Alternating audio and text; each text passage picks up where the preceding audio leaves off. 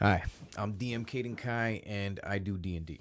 So I wanted to talk about start playing and some of the BS that I think goes on there and how you can avoid it. First question I had for a talking point: why are the prices so high? Basically, because they can be.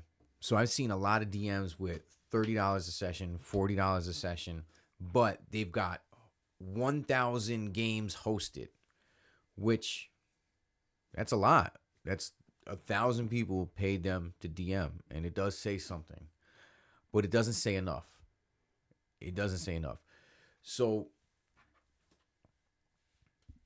I've seen game masters with a lot of games hosted and great reviews do mediocre storytelling, and the gameplay wasn't that great. I've experienced it. I've seen game masters where they're just trying to fill as many seats as possible for 20 to 30 bucks and pay their bills with this, which if you can do it, you can do it. But at the same time, if you're just paying your bills, it shows, right? There's no attention to each player, like there is in like your home group where each player is important and you're like, so where do you want to see your character go in this story? Um, what can I use from your backstory? What parts can I fill in? What parts do you want to see me bring up later on? You don't get a lot of that. In fact, majority of the people running D&D 5e 5th edition mainly is what I'm talking about will give you the published modules, the pre-written adventures from Wizards of the Coast, and there's no deviation. You're not going to get any special attention. There's going to be no personal arc. You're just going to go through the story as it's written, and they're not going to put a lot of effort into anything. It's just going to be what's already made. And that's cool too if that's what you're looking for. But I've seen a lot of people aren't looking for that. And that's costing, 25 bucks. So let's say it's just 25 bucks a week. That's $200 a month or more because, it's 4.2 times. Yeah. But whatever. And it, I think that's a ridiculous amount of money to pay for someone to just run you through a published module. I charge $8.50. I mean, if I could charge 15, I would, but I don't think I'd go over $15 for a published module. A sandbox campaign, definitely 25, $30 because you're going to get the attention that you're looking for. You're going to get your personal character arc. Everything the characters do will be what drives the story. In fact, they could in a sandbox, they could just abandon the story and go wherever they want. And there's that. It's just the way it is. And it happens. That happens a lot. Oh, that happens a lot.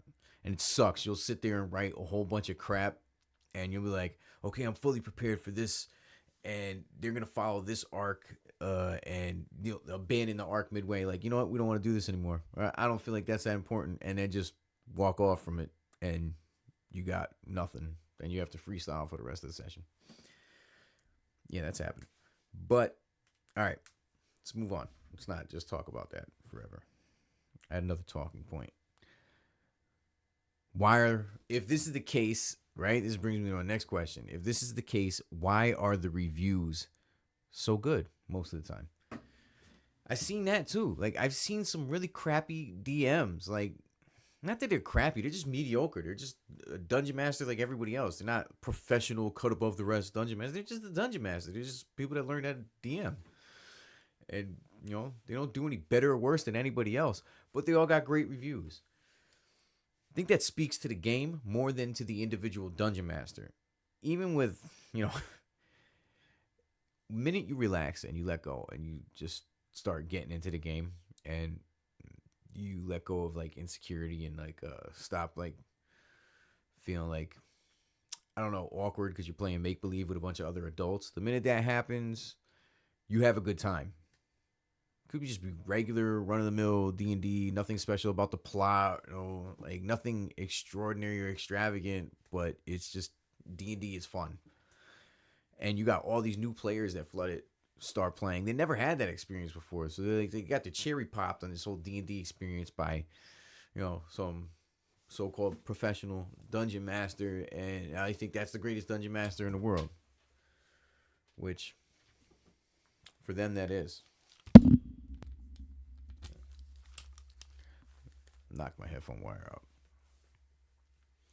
But yeah, I think that's why most of the reviews are good. And when I go sifting through for the bad reviews, I start seeing the true story. Like, I for $40, I expected a lot more than just running this out of the book and not changing anything for any of my characters' decisions or anything like that. Just I see reviews like that, and those are the people that are giving an honest review and have more experience playing the game. I feel like, for $40, bro, if I paid $40 and someone like and none of my characters' choices mattered to the story, I'm gonna be pissed. I'm gonna be pissed. You're getting the worst review ever. How dare you charge $40? Anyways, I think that's it for that talking point. I'm gonna rant here. Next talking point. Next question, anyways. What can you do to make sure you get the experience you're looking for? All that being said, I figured out a few things. This isn't going to just be about, bitching about start playing and the DMs on there. By the way, there's a lot of great DMs on there, too. Most of them are mediocre. And as soon as, we're all, like, all of us that do this, we have a love for the game. And as soon as people found out, like, I can get paid for this, they went from being nobody willing to be a dungeon master and you had to be the only one to step up and do it. That's just the way it was for most of the history of the game. And now all of a sudden people got a platform to get paid for it, and everybody and their mother is a dungeon master. Everybody's a dungeon master. There's nobody that can't do it now. So it's oversaturated, to say the least. Anyways, how you could avoid a shitty dungeon master or not getting the experience you're looking for is literally ask for a free session. If their game is worth it, they're going to give it to you. Whether they advertise it or not, if they know that the game they're providing is pretty good, they're going to give you a free session. And you know what? It's just good business anyways. Here's a free session. The worst that could happen, hey, you think you're going to get an alright review for that? People, give me a review. And you don't got to lie in a review or anything. Don't lie in reviews. I think part of the problem is people just are too nice on the reviews and too afraid, especially since they're not anonymous. I think that's part of the case, is that they're not anonymous, so people aren't really willing to say what they really feel. It's hard. Anyways, ask for a free session. Number 2, if they don't want to give you a free session, or if free session's not an option, at least jump on a voice chat with them and talk to them one-on-one. And another way to get the experience you're looking for is to know what you like. You gotta know what you like. Like, if you watched Critical Role and that's the reason why you want to play D&D, you should say that as much. Say that, and ask if that's the kind of experience that they're providing at the table. Personal character development in the story and heavy role play, and storytelling first. See if that's what they're given. And if you just like, making cool combat characters, look for that, But chances are you probably won't. If you're new to the game, you're not going to know what you really like until you try it all. You're not going to know what clicks best with you. I mean, I DM'd a lot, and I just recently discovered things that I don't like about playing the game. That I love DMing in certain games, but there's some things that I just, as a player, I don't like. I don't even like a lot of RP as a player. I love those RP heavy games. So I'm Dungeon Masters. I love seeing everybody getting into character and stuff. But I remember playing in the game late, and like I'm looking around, like, will people just shut the hell up so I can see what happens next? I really want to get to the next part. Like, I'm just too eager to discover what's going on with the story to sit through the actual development of it. But that's me. Anyways, you could do that, and don't be willing to give up 30, $40 for. I mean, even if you got the money, even if $200 to $300 a month to play Dungeons and Dragons is not a problem for you, which is great. Drive those prices down. You know, don't be willing, because the only reason people are getting this money from you is because they can. And you know, we got a whole lot of overpaid, mediocre dungeon masters on Start Playing, and then it's hard to find the great ones. There's some in there. There's some that are awesome, and there's some that are completely honest and deserve exactly the money they're getting for the experience they provide, because they tell you up front, like, this is going to be this amount of dollars, and this is exactly how it's going to play out. I'm not doing this, this, and this, but I do a little bit of this, this, and this.